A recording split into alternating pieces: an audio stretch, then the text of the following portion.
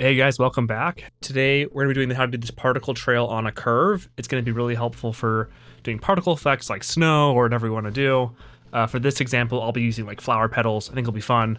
Let's jump right in. So to do the effect, we need to do two things. First, we need to make the petal, which can be really quick. We'll do a plane, so mesh, plane. Let's tab in, let's do a loop cut, and let's just delete this side. So let's do X, delete vertices. Let's add in a mirror modifier.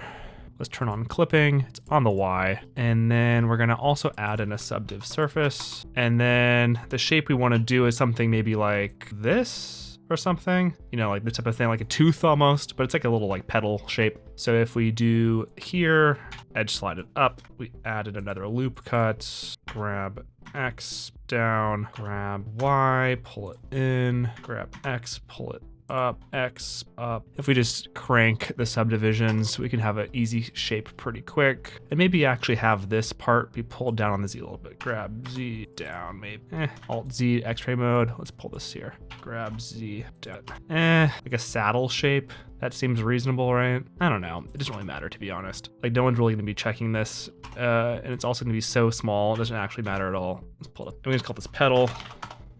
And then we can scale this down. So scale, something like that. Apply scale. This scales. Now the thickness is too much.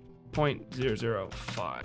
Nice, shade auto smooth. Okay, now we have the petal done. So we can move this over here. Now we're gonna do the Bezier curve, which is really easy. So Shift A, curve Bezier, tab in, grab everything, X, delete the vertices, go over here to the draw mode, draw something like that. Good enough for now.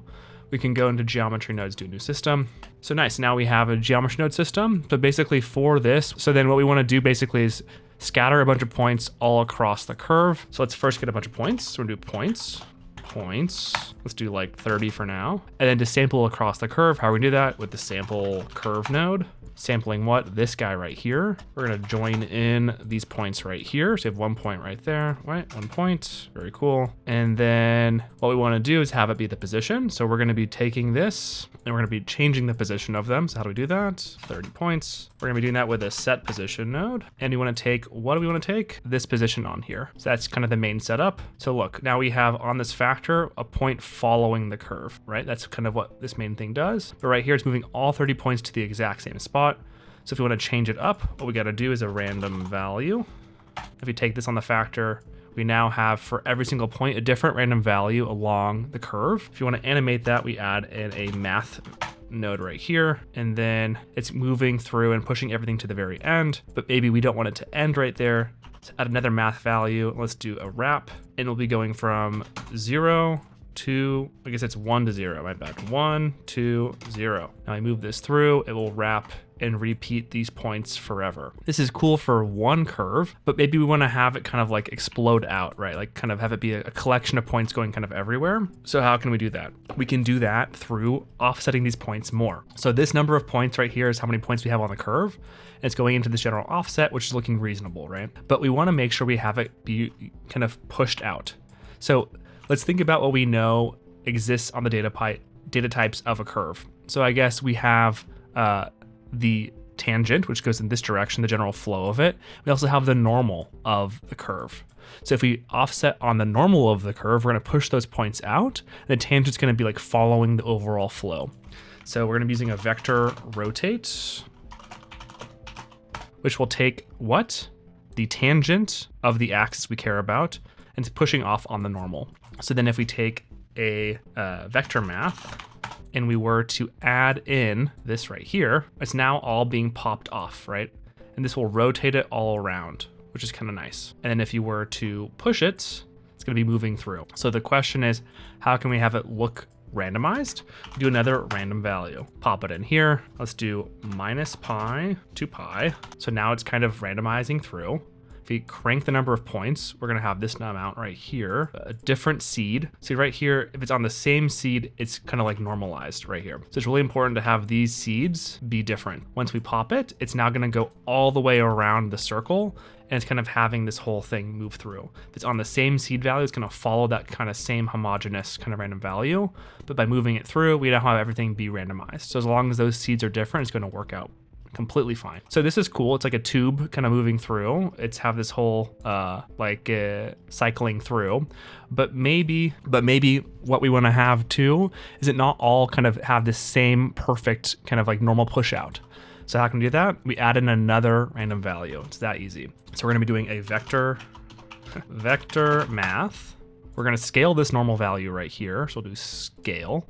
Because if we have this right here, it will choose how much it's going out. We're going to change this to a vector. We're going to change that seed value. We do like -1 to 1. We pipe it in, and now it's completely randomized throughout. It looks like a very tight cluster of all of these different points. Perhaps what we'd want to do is scale this again. So if we actually were to take this and do that, we now have a way to offset how much noise we want to have. But again, maybe it's like, this is just too much of an overall offset. If we were to go from 0 to 1, then it's going to basically be the same thing, but it's going to make sure it's always offsetting a little bit. So if you were to add in a scale, it makes sure it kind of pushes off that center. So I want the center to be a little bit empty. So it kind of has that center open, which is kind of nice. So if you did like -0.1 maybe, and remember different seed values change it, the clustering is going through. If we move this, it's all kind of looping and going through, which is very cool. So we're kind of getting this working. So we have these points moving through. We have the overall loop looking like it's happening. Now we want to add in that petal. So we pull in the petal here. We're gonna do an instance on points, pulling in this selection, and it's all facing the exact same direction and moving through. So it's not really moving exactly how we want it to, right? So how can we change that? What we're going to do is we're going to change the orientation. So we wanna have it be aligned to the curve based off of essentially the vector. So we're gonna do align rotation to vector. Let's try this with tangent. And it looks like if we have it on the X, now it's all kind of aligned how we would hope it to be. So that's nice. I guess all of this right here, we can combine into a node group. Let's just do that to make it a bit more clean to read. Control G, and this one can be offset particles. It's a bit more clean. And then from here, now it's all aligned with the direction of the curve, which is cool. And then we're gonna also add in the scale, which can be a way to kind of pipe it through. So if we do a set or spline parameter, we can have the factor pass through, which is now gonna be tied through. If you pop this into the scale, we're gonna see this go from 0 to 1, like normal, 0 to 1. Maybe we wanna have that with the scale. That can be its own effect, like these like larger things. And if you wanted to scale it out, we can also do that too by adding in a float curve. Right, like this, pop it in. And so now it's kind of going through and it will, rescale dynamically, which is kind of cool. But what I want to do for this effect is not change the overall scale. I want to use it as like an alpha for the material. So what we got to do is we got to do a capture attribute. So store or capture, store named attribute. This is gonna be on the points, perfect. This is gonna be popping in. This is gonna be spline fac, that's coming through. And then if we were to do a quick material to kind of like start working through it, we can see that that will work. But there's this, it's going through. And also too, I guess we wanna also do is randomize some of these rotations. So let's do that as well. So if we take this right here and we add in a rotation, we change this up, we can have all of them kind of go in a certain direction. Looks like the Z is what we care about. X is gonna be this way. Like Z and Y, maybe all of them, it's fine. Yeah, so if we just do a random value again, a new seed, something we're not using, like 77. If we do a vector, we do like -pi divided by 10, pi divided by 10. So just a small rotation. Let's see how this looks. Things are turning, but in general, they're pointing in the right direction as we can see, right? Which is good. So if we look through, nice, I like that. And maybe we want to have is some general noise as it moves through. So right now, all of the noise is static, right? Because it's based off of the defined random values. Each like index, each point has the same exact noise everywhere along the system. So it stays very, very uniform, very, very clean. We want to have maybe like some sort of like wind or different kind of motion. We got to actually change the position again. So we do the set position and we'll use a noise texture right here. So this noise texture is more like a general gradient, right? So look at this, we see the noise texture of all of these points like this, right? So all of these points are gonna have a different noise value. And so then if we turn off the normalize, it will stay kind of general centered. And if we move this through, we can see the points slowly go through, right?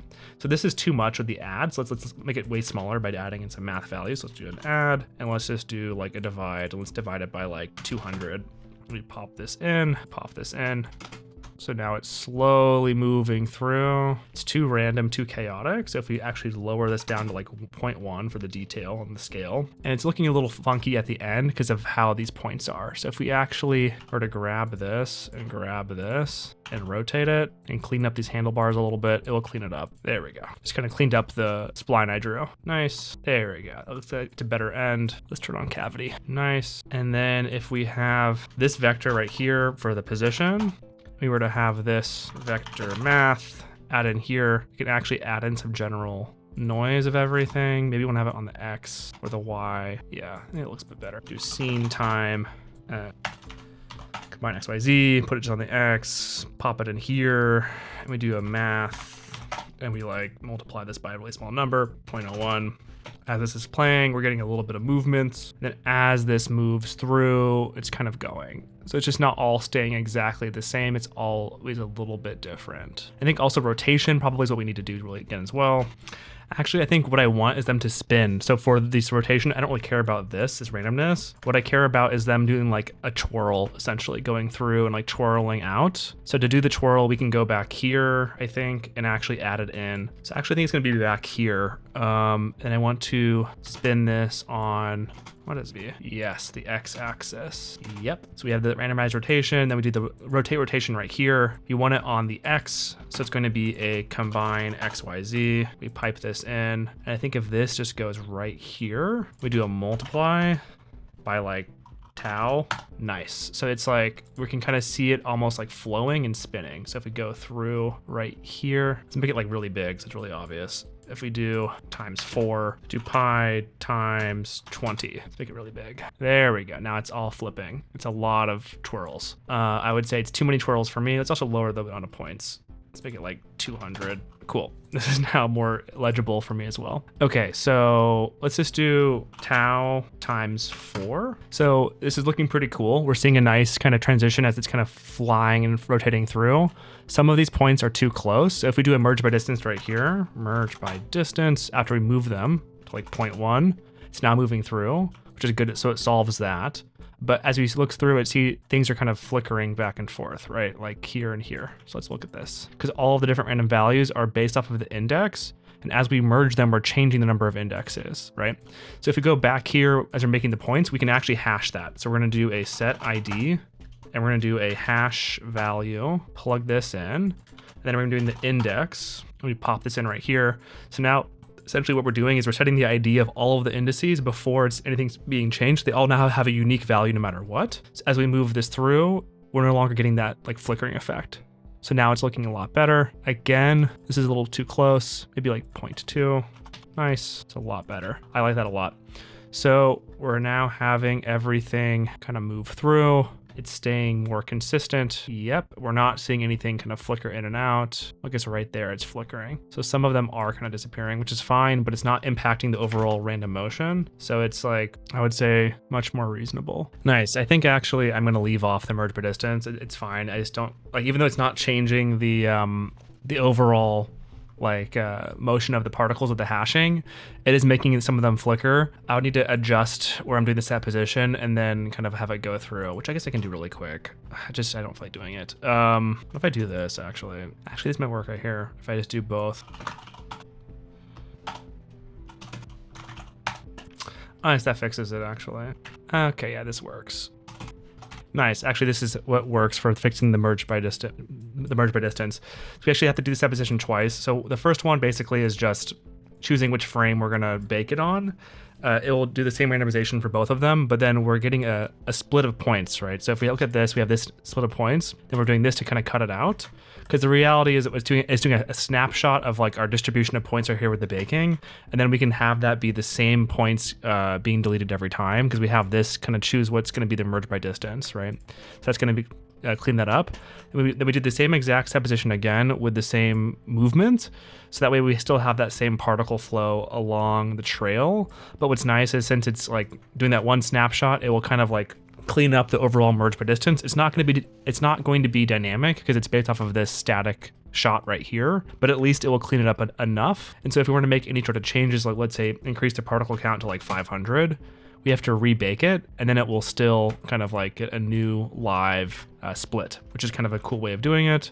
So now we have a much more dense system, but we still have that minimum kind of like distance we want to have between the particles. And as we move it through, it will kind of look reasonable, and they won't get too close. Obviously, they can get pretty close, as we're seeing like right here or whatever, but the stacking is based off of just different things. So if we're going to increase it to 1, then it's going to be, you know, a huge whole meter difference, but it will still kind of flow and move through, which is pretty cool. I think 0.5 is fine. It looks dense enough. But let's just say we're drawing some more stuff. Like we want to have another spline. We draw like this, or we draw like this. Oh no, it's like it's not being populated. All we have to do is go back here, click on all curves. It's now moved to everything, and then we can rebake, and that's going to split our points again across everything, which is pretty cool. And then if we move through, it will be moving across all of them the same. And since we have this noise texture back here, it's going to be based off of the positional noise of across the overall field of everything, which is pretty sweet. And so yeah, that's kind of the main effect of how to kind of drive it all. Nice. So then I finished up my material, which is going to also take into account this spline factor right here, in order to make sure that we can have it be mapped to go into the alpha, so it kind of disappears at the edges. So we see kind of like right here, it's kind of moving off to the edge. It's losing its overall, what's it called, the alpha value. So if we move this through, it's going to then get removed as we see it here, fade to nothing. This will be a nice way of managing that. So I'm gonna finish out making the scene with kind of some art direction and kind of like figuring out how I want to have the petals kind of move. But this is kind of the main tutorial. Thanks so much for watching. Hope you guys learned something. Augury.